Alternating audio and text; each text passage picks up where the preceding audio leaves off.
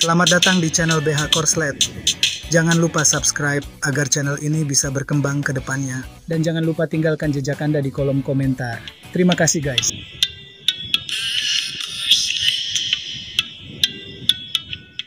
Bab 31, Mempekerjakan Orang. Benar, rumah kami sudah rusak selama bertahun-tahun, dan sekarang saya berencana untuk merenovasinya. Agar sumber daya tetap berada dalam keluarga, pertama-tama saya harus mengundang para tetua dan warga di desa kita untuk membantu. Ketika orang-orang itu mendengar Qi Fei mengatakan ini, mereka tertawa gembira. Ini benar, jika Qi Fei benar-benar kaya, akan lebih baik mempertahankan bisnis yang menguntungkan ini untuk keluarganya. Tetapi yang lebih mereka khawatirkan adalah dari mana Qi Fei mendapatkan uang itu. Kata sebuah suara yang kedengarannya agak jahat. Keluargamu juga tidak punya uang, dari mana tiba-tiba semua kekayaan ini berasal? Indra keenam Qi Fei sangat akurat. Begitu mendengar suara itu, dia tahu bahwa suara itu bermaksud jahat padanya. Dia memandang orang yang sedang berbicara, ternyata itu adalah Qi Laowu, seorang penduduk desa. Qi Fei sedikit mengernyit saat melihatnya. Jika persepsinya sebelumnya benar, itu terjadi ketika jenazah dikubur di tengah malam. Dia merasakan tatapan dingin menatapnya dari belakang, dan orang itu tampaknya adalah Qi Laowu. Reputasi Qi Laowu di desa mereka tidak pernah bagus. Itu hanya karena dia malas, dan dia menertawakan orang lain yang tidak punya apa-apa dan membenci orang lain yang punya uang. Jadi kebanyakan orang tidak ingin bergaul dengannya. Tetapi Qi Fei tahu bahwa pertanyaan yang diajukan Qi Laowu adalah suara semua orang.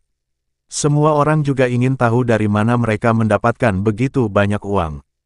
Jika Anda tidak memberi mereka penjelasan yang masuk akal, saya kira setiap orang akan memiliki pikiran yang liar. Jadi Qi Fei menjelaskan kepada semua orang. Saya membantu keluarga Wang, dan keluarga Wang juga membantu saya. Adapun siapa sebenarnya keluarga Wang ini, setelah beberapa hari ini, reputasi keluarga Wang sudah menyebar kemana-mana. Bahkan orang-orang di desa Taohua mengetahui nama besar keluarga Wang. Meskipun mereka tidak mengetahui identitas asli keluarga Wang, mereka dapat mengetahui sekilas bahwa mereka kaya. Itu adalah sesuatu yang tidak akan pernah dapat mereka capai seumur hidup mereka. Ketika semua orang mendengar Qi Fei mengatakan bahwa keluarga Wang lah yang memberinya perak, mereka sangat terkejut. Keluarga Wang, tapi mereka adalah keluarga kaya yang baru saja datang ke Kabupaten Taohua beberapa waktu lalu. Qi Fei, bagaimana kamu bisa mengenal mereka?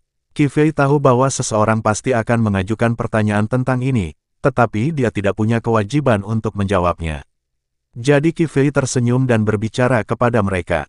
Kami bertemu secara tidak sengaja. Tidak banyak penjelasan. Melihat bahwa Qi Fei jelas tidak ingin mengatakan apapun lagi kepada mereka, semua orang memutuskan untuk tidak melanjutkan bertanya. Tetapi mereka masih menunggu untuk bekerja untuk Qi Fei. Jadi bagaimana mungkin mereka bisa membuat Qi Fei marah di saat kritis ini? Pada saat ini, kepala desa Qi juga datang sambil tersenyum dan berkata kepada Qi Fei. Qi Fei, berapa banyak orang yang ingin kamu pekerjakan untuk merenovasi rumahmu kali ini? Ada cukup banyak orang di desa Taohua, dan tentu saja tidak semuanya akan direkrut oleh Qi Fei. Qi Fei memikirkannya dan memutuskan bahwa karena ia akan membangun rumahnya sendiri, sebaiknya ia membangunnya sekaligus. Begitulah katanya, kita pekerjakan 50 orang saja dulu. 50, belum lagi kepala desa Qi, bahkan penduduk desa sekitarnya. Semua orang terkejut mendengar Qi Fei mengatakan ini. Rumah kumuh kecil itu hanya dapat mempekerjakan paling banyak 10 orang. Qi Fei sebenarnya mendatangkan 50 orang sekaligus, jadi butuh setidaknya 1 hari untuk menyelesaikan proyek tersebut. Kepala desa Qi juga menasihati Qi Fei. Qi Fei, meskipun kamu punya uang sekarang, kamu tetap harus menggunakannya dengan hemat. 50 orang terlalu banyak. Pada saat ini, kamu harus menggunakan uang itu untuk membeli makanan. Kepala desa Qi tidak tahu berapa banyak uang yang dimiliki Qi Fei, tetapi menurutnya jumlahnya tidak banyak. 2 hektar tanah milik keluarga Qi Fei telah dihancurkan oleh Jiang Yong dan anak buahnya.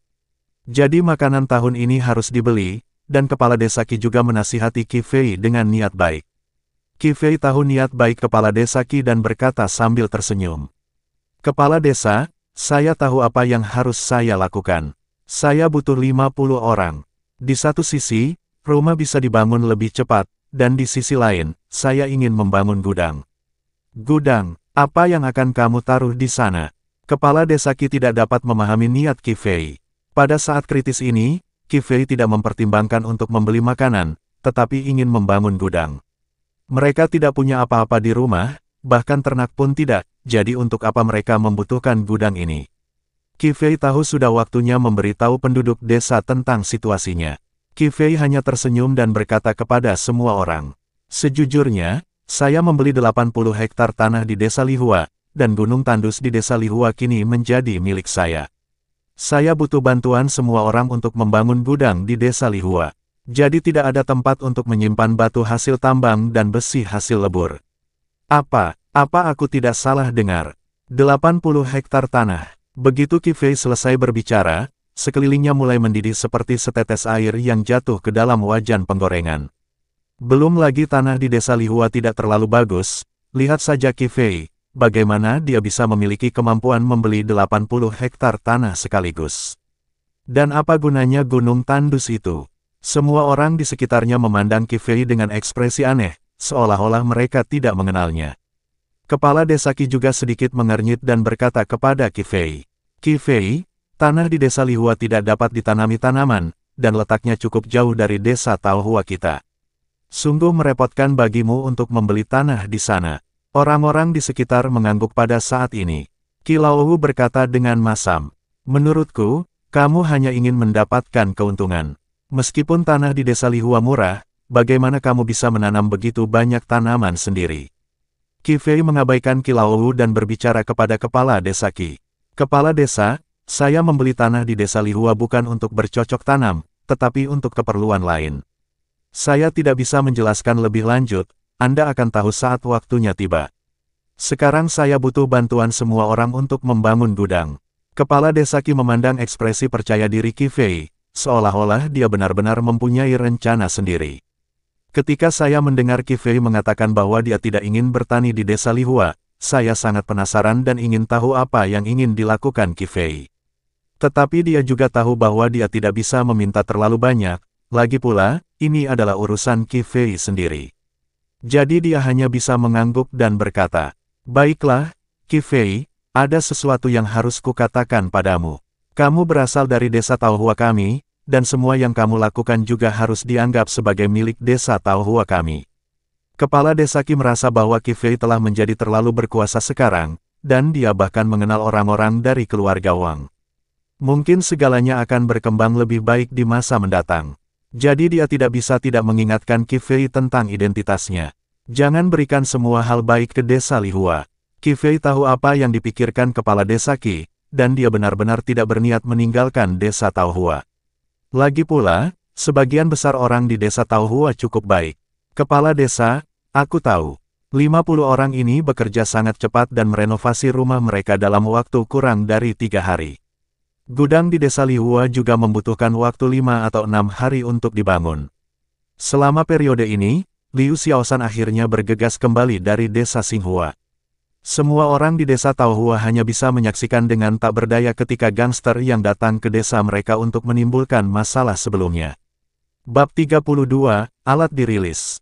Dia datang ke desa Taohua dengan gerobak makanan dan senyum bahagia di wajahnya. Beberapa penduduk desa awalnya ingin menghentikannya, karena gangster kecil ini tidak meninggalkan kesan yang baik pada mereka sebelumnya.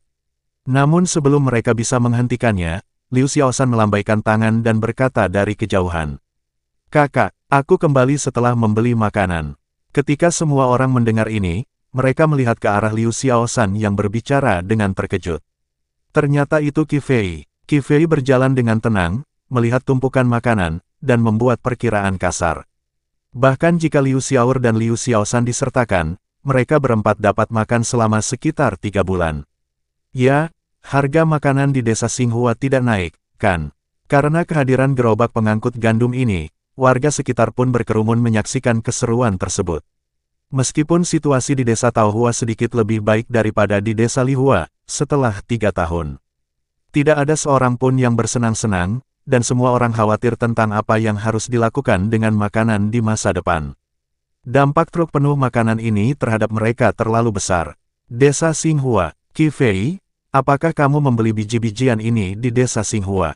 Qi Fei, mengapa dia memanggilmu kakak? Qi Fei, apakah ada makanan yang dijual di desa Xinghua? Bagaimana mungkin aku bisa melupakan desa Xinghua? Aku bisa pergi ke desa Xinghua untuk membelinya. Penduduk desa sekitar sedang berceloteh, dan semuanya memandangi keranjang penuh makanan dengan penuh kegembiraan. Qi Fei menjelaskan kepada semua orang.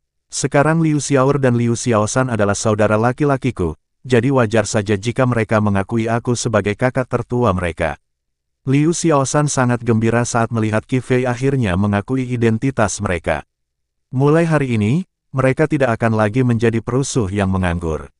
Setelah ujian ini, Qi Fei sepenuhnya bersedia menerima mereka berdua. Setidaknya itu membuktikan bahwa Liu Xiaoshan dapat dipercaya dan tidak melarikan uangnya. Penduduk desa sangat terkejut ketika mereka mendengar Qi Fei mengatakan bahwa kedua penjahat ini akan menjadi saudara Qi Fei mulai sekarang.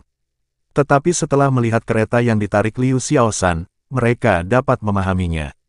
Setidaknya mereka bisa melakukan sesuatu untuk Qi Fei di masa depan. Apa yang paling menjadi perhatian semua orang adalah masalah pangan. Qi Fei, apakah harga makanan di desa Xinghua tidak naik? Mendengar ini, Qi Fei melirik Liu Xiaoshan. Lagi pula, Liu Xiaoshan lah yang pergi ke desa Xinghua. Melihat ini, Liu Xiaoshan segera menjawab. Harganya tidak naik. Mereka tidak begitu jelas tentang kekeringan di luar sana.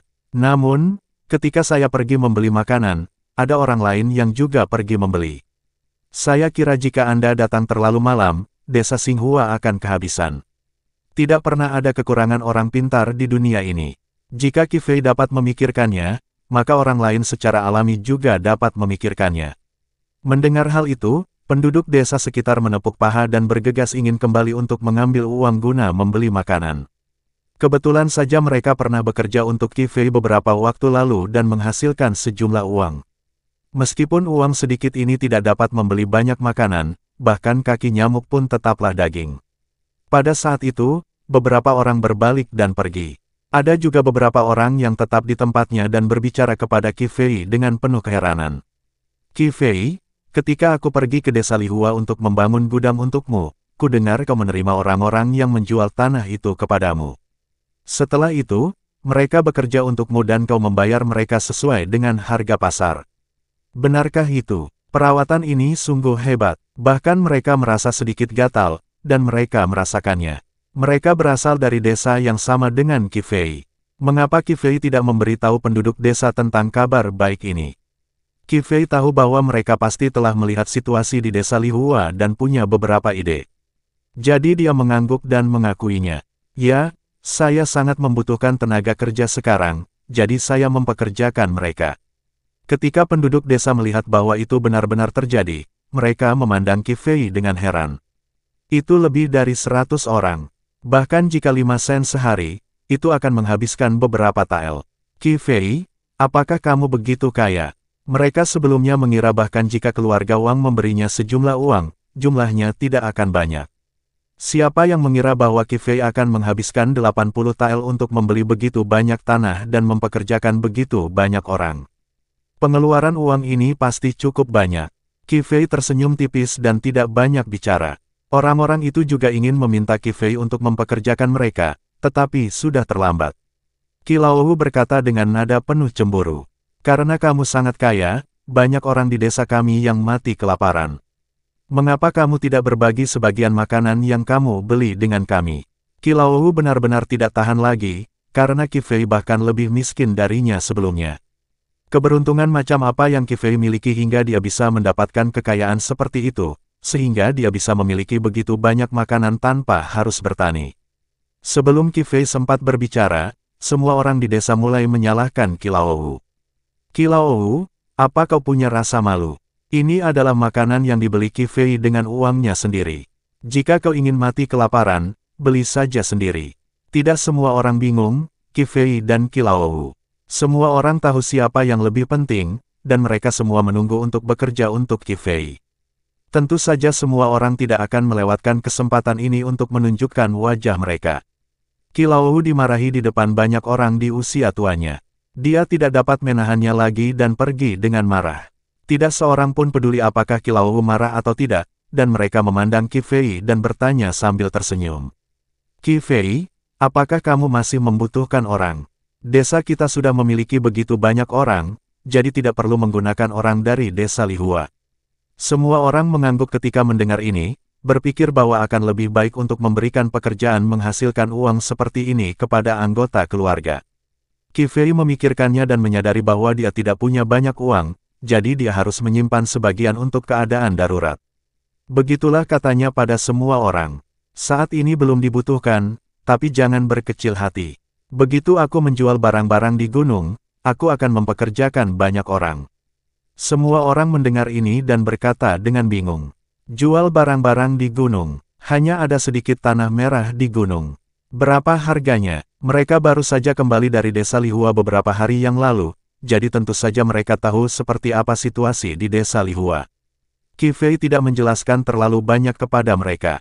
Dia hanya pergi dengan kalimat, kalian akan tahu kalau waktunya tiba, lalu berbalik dan pergi. Setelah beberapa hari menunggu, peralatan yang diminta Qi Fei kepada keluarga Wang akhirnya dibuat. Kali ini, Wang Heng datang menemui Qi Fei secara langsung dan membawa barang-barangnya. Qi Fei juga sangat gembira saat melihat alat yang digambarnya di kertas akhirnya menjadi produk jadi. Lin Niang menatap alat besi besar itu dan berkata dengan kaget, "Ya ampun, lihat kertasnya saja aku kira benda itu kecil, tapi tidak disangka.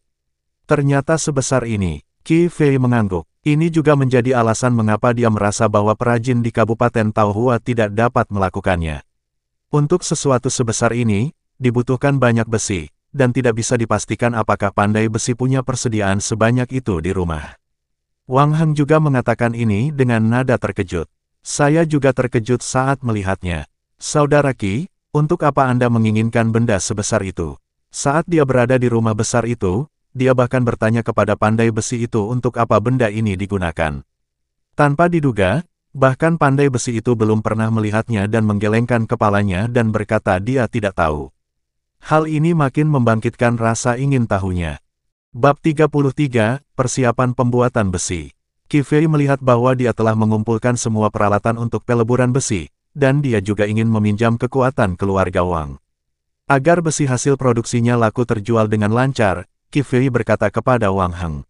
Saudara Wang, jika Anda benar-benar penasaran, mengapa tidak ikut saya ke desa Lihua untuk melihatnya? Saya memerlukan benda ini untuk menyempurnakan peralatan pemurnian besi tahap pertama. Awalnya, setelah mendengarkan paruh pertama kata-kata Qi Fei, Wang Heng mengangguk dan ingin pergi bersamanya untuk melihat-lihat. Tetapi setelah mendengar Qi Fei mengatakan bahwa dia ingin memurnikan peralatan besi, Wang Heng tercengang. Meskipun ia lahir dalam keluarga resmi, ia telah melihat banyak dunia. Tetapi, saat melihat Qi Fei, seorang penduduk desa, dengan jujur mengatakan ingin memurnikan peralatan besi, sungguh mengejutkan matanya. Wang Heng berkata pada Qi Fei dengan sedikit ketidakpastian lagi. Saudara Qi, apakah saya tidak salah dengar? Anda ingin memurnikan besi. Bagaimana mungkin? Besi merupakan zat yang dikontrol secara ketat pada dinasti Longteng. Meskipun dinasti Longteng menemukan beberapa tambang besi, semuanya dikontrol ketat oleh pemerintah. Penambangan swasta sama sekali tidak diperbolehkan. Bahkan jika Qi Fei benar-benar menemukan tambang besi sekarang, dia tidak akan melaporkannya ke negara. Dia sebenarnya ingin melebur besi secara pribadi. Apa bedanya dengan pemberontakan? Wang Heng menatap Qi Fei dengan mata terbelalak, mencoba mencari tahu apakah Qi Fei sedang bercanda atau tidak. Perkataan Qi Fei sangat mengejutkannya. Sebelumnya, dia hanya menganggap Qi Fei agak menarik, tetapi hari ini, dia merasa Qi Fei terlalu berani. Pada saat ini, Qi Fei diam-diam mengamati sikap Wang Heng. Dia ingin menarik keluarga Wang ke kampnya. Alasan utamanya adalah dia menduga keluarga Wang mungkin mengalami sesuatu yang buruk di ibu kota.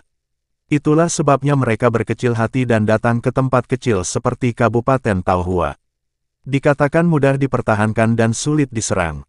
Tampaknya dia ingin mencari perlindungan, tetapi Qi Fei juga dapat melihatnya. Keluarga Wang mereka masih mempunyai ambisi, kalau tidak, mereka tidak akan mau memiliki gunung tandus itu begitu mereka tiba di daerah Taohua. Saya benar-benar ingin memiliki bisnis sendiri. Jadi Qi Fei mengambil risiko dan mengambil inisiatif untuk memberitahu Wang Heng rencananya, ingin melihat apa yang dipikirkan Wang Heng. Tidak ada cara untuk menyembunyikan kenyataan bahwa saya seorang pelebur besi, jadi jika memang begitu, sebaiknya saya sendiri yang menceritakannya. Kalau saja aku bisa mendapat perlindungan dari keluarga Wang, segalanya akan jauh lebih lancar. Qi Fei mengangguk dan berkata kepada Wang Heng, "Benar sekali, saudaraku. Sejujurnya, sebenarnya ada tambang besi di kaki gunung itu. Aku berencana untuk memperbaiki peralatan besi ini dan menjualnya. Jika kamu benar-benar penasaran, mengapa tidak ikut aku untuk melihatnya?" Wang Heng masih menatap Qi Fei dengan linglung saat ini, jika ini adalah masa kejayaan keluarga Wang mereka. Bahkan jika tambang besi ditemukan di ibu kota, keluarga Wang tidak akan menganggapnya serius sama sekali. Awalnya, keluarga Wang merupakan keluarga kedua setelah kaisar dan di atas semua orang. Itu hanya tambang besi, apa pentingnya? Tetapi sekarang, karena keluarga Wang mereka dijebak oleh penjahat di ibu kota, mereka harus meninggalkan ibu kota dalam keadaan malu. Karena enggan, keluarga Wang masih ingin mencapai sesuatu di Kabupaten Taohua. Munculnya tambang besi ini sungguh luar biasa. Lin Niang berdiri di samping, menatap Wang Heng dengan gugup. Dia sekarang juga tahu bahwa keluarga Wang pasti memiliki pejabat tinggi. Namun, dinasti Longteng secara tegas melarang warga sipil memiliki tambang secara pribadi. Qi Fei sekarang memberitahu Wang Heng dengan terus terang bahwa gunung tandus itu sebenarnya adalah tambang besi. Jika Wang Heng punya niat buruk, keluarga mereka pasti tidak akan bisa menolak. Wang Heng bertanya pada Qi Fei dengan ragu-ragu, "Saudara Qi, tidakkah kamu tahu bahwa dinasti Longteng kita tidak mengizinkan orang biasa memiliki tambang besi secara pribadi?" Qi Fei berkata tanpa peduli sama sekali, "Itulah aturan dinasti Longteng, bukan aturanku. Aku yakin saudaraku tidak berpikir begitu." Artinya sangat jelas, Qi Fei ingin memberontak, jadi dia sama sekali tidak peduli dengan hukum dinasti Longteng. Sekarang semuanya tergantung pada pendapat keluarga Wang. Tetapi masalah ini sangat penting, dan sebagai seorang junior, Wang Heng tentu tidak dapat membuat keputusan untuk seluruh keluarga Wang. Tidak ada jawaban untuk beberapa saat. Untungnya, Wang Heng membuat beberapa persiapan psikologis. Dia tidak menuduh Qi Fei melanggar hukum, tetapi hanya tersenyum, senyuman yang menunjukkan Anda, saya, dan semua orang mengerti. Berkata pada Qi Fei, "Jika memang begitu, aku akan pergi dan melihatnya, apapun yang terjadi." Terlepas dari apakah keluarga Wang akhirnya setuju untuk bekerja sama dengan Qi Fei, mereka harus pergi dan melihatnya. Wang Heng juga seorang pria cerdas, jadi dia tentu tahu bahwa Qi Fei akan mengundangnya untuk pergi ke Gunung Tandus pada saat kritis ini.